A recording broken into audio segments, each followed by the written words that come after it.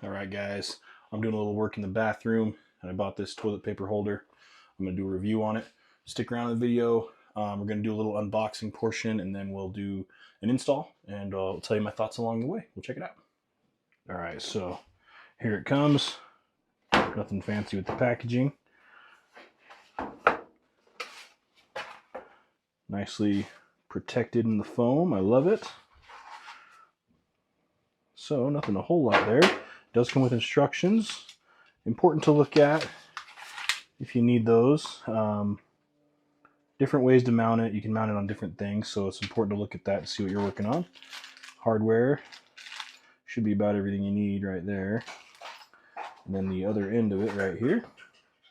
So I would call it like a rotary type toilet paper holder. So this clips onto there. This flips up. You put toilet paper on, and it clips back down onto there. So let's see what else is in here. I see something there. Is it anything? Oh, it's a stencil. Perfect. That's really nice, actually.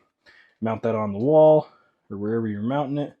I'm going to mount mine on the side of a cabinet in a bathroom. Obviously, in a bathroom. And this is going to make it super easy. So let's get it going. All right, first things first, what we're going to do is we're going to take the Allen wrench in here that it comes with, and you undo this Allen set screw right here on each one of these, and then this comes out. And then you line that up with your stencil on the surface you're mounting it on. So a little close up here of how it works. So when that screw is tightened, that little point pushes into this little cup, and that's just what holds it in. That's all. It's loosened now, so it'll just pop right out. So really, when we're mounting it, all we have to worry about is lining these two things up on the stencil, and then those other pieces will go right onto those. Makes it real easy. All right, so I took the stencil and I went ahead and mounted it to the side of the vanity cabinet that I'm working on. And it's worth it if you don't have a level, go get a little level, order one today. That way you're going to use it on little projects like this all the time. Make sure that stencil is pretty level. You could eyeball it, but if you look at my bubble right here, I just lined it up on the bottom of that. That's good. And it's imperative that you make sure you use a masking tape. A good masking tape. This, obviously it ripped weird, but it's just scraps, so whatever. Just because another tape might rip the finish off of your surface that you're working on. So masking tape, like you've heard of it as blue painter's tape. It's not all blue, but it's meant for surfaces that are painted like this, so it's not going to chip it. Let's go ahead and start drilling, and we'll get it mounted. All right, so back to the hardware. It comes with these anchors. These are really for if you're mounting it to a drywall, because that's going to get into the drywall and expand when you put the screw in it. If you're mounting it to a solid wood surface, like I am, then you don't need those. Those aren't going to expand well inside the wood. You could, in theory, still use them, but you can just screw this right into the wood. That's what I'm going to do. So I'm going to drill some pilot holes in the stencil right there, and then go ahead and screw those in.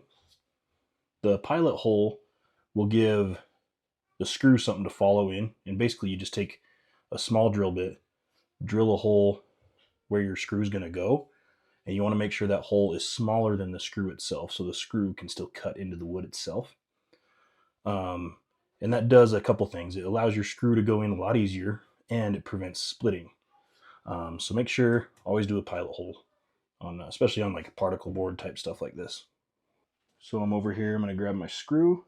I'm going to look at my bits. I'm going to say, this screw is this diameter, so I want to use a bit that's smaller than that. See, that's way too big of a bit. That doesn't allow the screw anything to cut into. So I'm going to use something down like this. Just make sure those threads stick out a decent amount on each side of it. I might even go small. Always start small because you can always go bigger.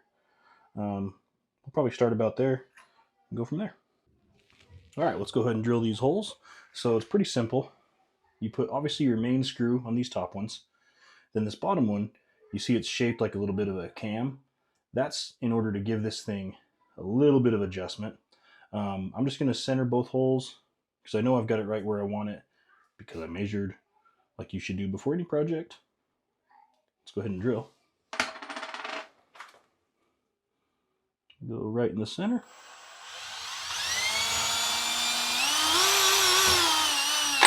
Just like so.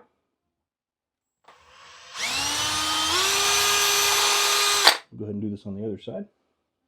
All right, now holes are drilled. We can go ahead and remove the stencil, just like so, and add on our mounting plates. So before I throw these on, I wanted to mention the third hole in these, just in case you're curious as to what that's for. That is to give you access to this. For when this is in there, you can actually, I'll show you, get to that Allen's key in there if you needed to. But either way, you're going to remove this. So just to give you that little bit of access, but you don't need to worry about this third hole when you're mounting these. So let's go ahead and get to it here.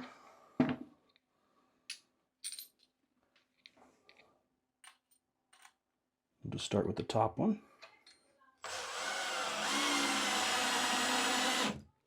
Just like so. And you can adjust. And we'll go with that bottom one here. We'll do kind of a dry fit before we tighten everything down all the way. Go ahead and mount the other one here and we'll move on. All right, so I've got these on. They're still a little bit loose, a little bit of wiggling, but let's just dry fit it to see if we like how it's positioned. And that's about how it'll sit. Let's go ahead and get it tightened down and see the finished product. All right, so here comes in the Allen wrench again that it comes with in the set screw. So you set that in there, and this is where it gets a little bit of a bugger on this kind of stuff because you can only go little turns at a time. But basically, get it on there, and I would again get it to where it's not going to fall off. But don't snug it until it's all on there and put together in case you need any little last minute adjustments. We'll go ahead and get the other half put on, go from there. All right, there it is. So I left it all loose, kind of tested it all out. It's working great. It lines up right where it should. So I went ahead and tightened those set screws down. They're under here. Moment of truth. Just take a roll of toilet paper, stick it on. There you go. Let me show that again in case you didn't get a good view here. So these are obviously the big rolls. So when you put that on there, it might hit just a little bit, but I mean, that's a brand new roll. And it's, you know, it's not like bottoming out if you put it all the way to the end and just go for it. I say it looks good. They do have tons of color options available for these. We went with the kind of brushed stainless look. So check out all the options. That's how you install it. I'd say this thing's a great product. It doesn't clip in over here, but it doesn't really need to. It just sits there. So that little thing clips onto there. Not much to it. Pick one up today. Check out the colors you want, and yeah, get one.